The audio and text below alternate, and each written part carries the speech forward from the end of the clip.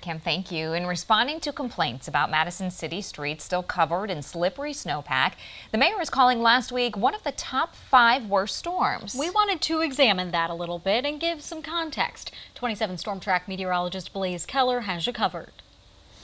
I asked the mayor's office what criteria they use to determine a top 5 storm, and here's what they said. Quote, our communications regarding a top 5 storm is from the perspective of our longtime plow operators and staff and considers a number of factors that cannot be measured simply by snow totals or factors meteorologists would consider in determining their list, end quote.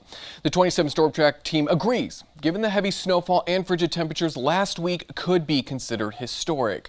But it was not a singular historic storm, rather 2 storms and a series of unfortunately timed events, including a lot of snow in a short amount of time and a dramatic drop in temperatures that led to a challenge in clearing those roads as crews have been tasked with.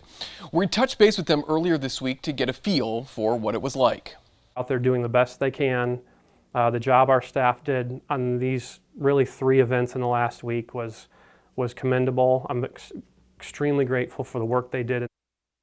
Now we look back at some other big snow events to fact check what the mayor's office said. And as you can see behind me and on your screen now, here are the top 5 single snowiest days. So the amount of snow that fell in a single day. And even if we look at Friday's event, it doesn't even crack the top 5. Now the data from the National Weather Service also shows last week was within, though, one of the top 5 snowiest 5-day stretches. But it should be noted that the snowiest stretches were not immediately followed by temperatures below 15 degrees, which is that threshold where salt does not unfortunately work. So we didn't technically have one historic winter storm last week. Rather, we had 2 really big storms and a little bit of snow in between both. And we also had those frigid temperatures. So it did make for some of the most challenging conditions the street crews have seen in a given forecast.